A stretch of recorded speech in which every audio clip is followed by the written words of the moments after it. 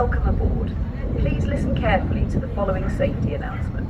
For your safety, please remain calm at all times, stay seated while the vessel is underway, and follow all instructions given by the crew. Life jackets are located beneath the seats at the forward end of the saloon, as well as in clearly marked life jacket storage boxes at the front of the vessel and on the top deck. Please take a moment to familiarise yourself with their location. Life rafts are located on the top deck and will be deployed by the crew if required. Today, Gunwharf Quays hosts local shops, various restaurants, bars, nightclubs, and casinos, and sports main route these cities. At the time of construction, that was one of the largest in Europe, and if you're brave enough, you can walk across it, looking down to 100 metres to the sea below.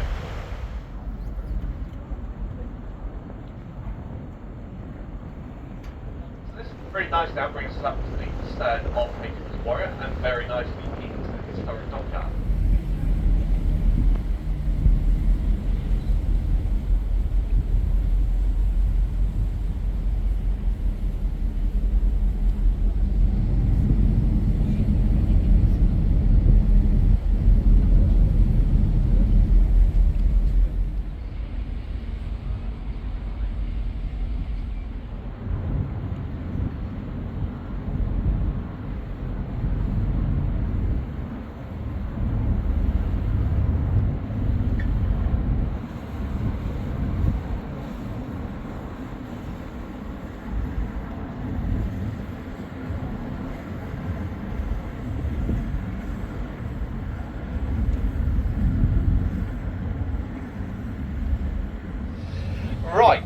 So as we get underway, folks, we are going to start today's tour by looking over the right hand side of the boat, or the starboard side, and because we're currently going backwards at the moment, that is by looking towards HMS Warrior. So the Warrior, she was built back in 1859 and commissioned into the Royal Navy in 1860, which makes her part of our Victorian fleet. Now, back in the Victorian times, the Royal Navy was divided into three distinct sections. There was a red fleet, a white and a blue. Warrior was flagship to the red fleet. At the time, that was the highest ranking fleet of all three. Currently here on our right hand side, this is known as the South Railway Jetty. It gets its name because it used to be as far south that the railway line that was once here in this part of Portsmouth used to extend to. But that was until many years ago, when the railway line that was here was completely removed. The only remaining part of it today is the blue fronted building off to our right. That's the old waiting rooms. Okay, moving along, folks, after the slight gap in the quay wall, we now head across to what is known as Victory Jetty.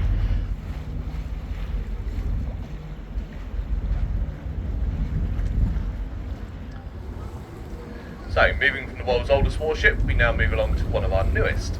Coming to view on our right, of course, is one of our Queen Elizabeth class supercarriers.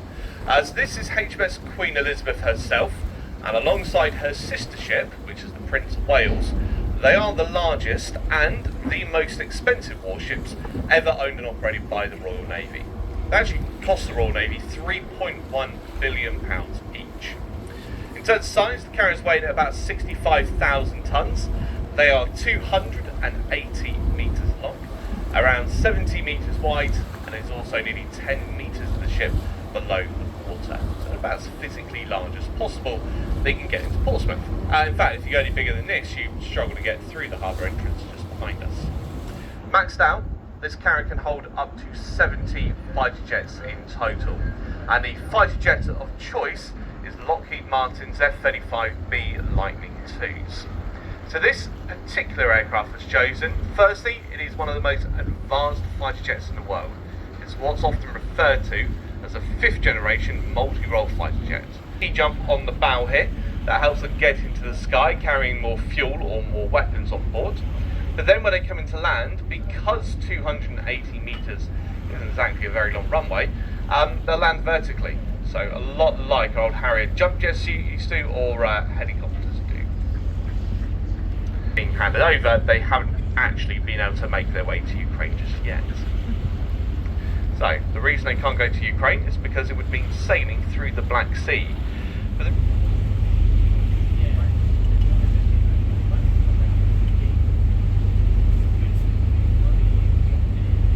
They actually fly in the skies around the fleet.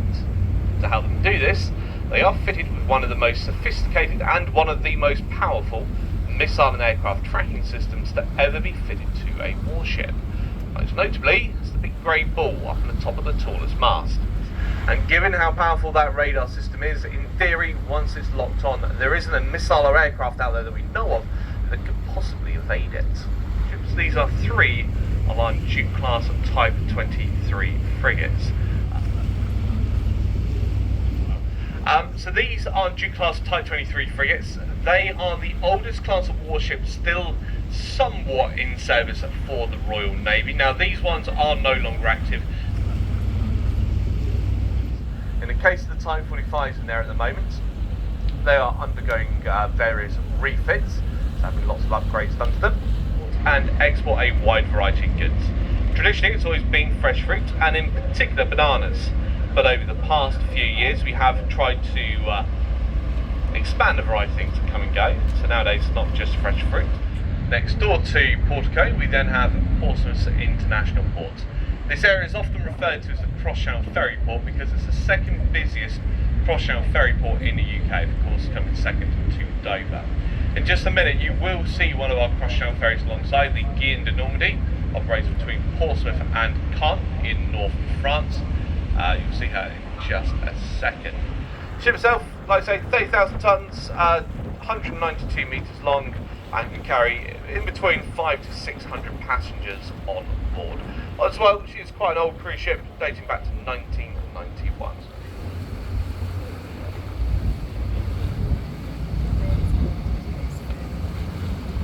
Okay, and get a nice view now of the Guillaume De Normandie. Sat alongside no stage. She's slightly bigger, she weighs 40,000 tonnes. She can carry about 1,000 to 1,500 passengers on board, and a large number of cars and lorries as well.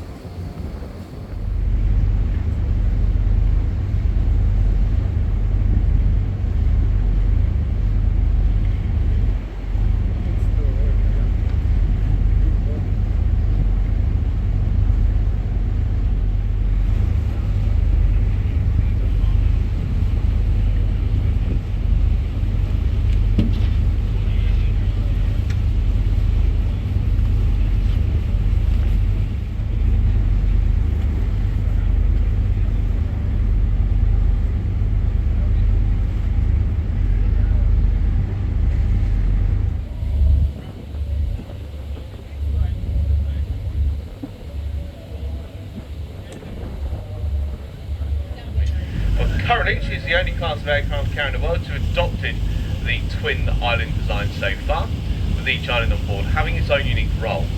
So the one at the front by the ski jump, that is the bridge. That's where they drive the ship from, that's where the captain is, and commands the ship as they sail all around the world. The island behind, however, with the big glass window section around the outside of it, that's an area known as FLICO, or the Flight Control Centre. And it tends to act a lot like air traffic control would at an airport, guiding all the aircraft in and around the carrier itself. What is unique though is the roles within those islands are actually interchangeable. It means that if one of them wants to go down, power for example, they can move everything to the other island and allow the ship to remain fully operational.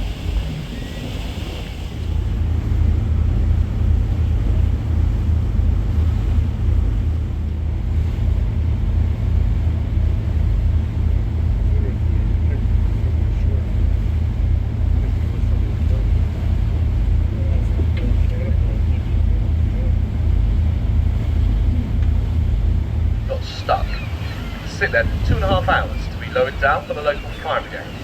Safe to say the lift has never worked since, and with his millions he converted 2 of them into luxury hotels, which meant right up until the first COVID lockdown you could have spent the night out at either Spitbank Fort or No Man's Fort. Unfortunately they have since closed. They subsequently got put up for sale and sold at auction about 1.5 years ago for just £1 million each. Right, well folks, coming back inside the harbour entrance, just here on our right hand side, we now have an area called Old Portsmouth, although it's often referred to as the Spice Island. Against that term, it's where the first spices were brought into country by guidance of Walter Raleigh. On top, you'll see the Spice Island Inn. That's actually said to be one of Portsmouth's oldest pubs.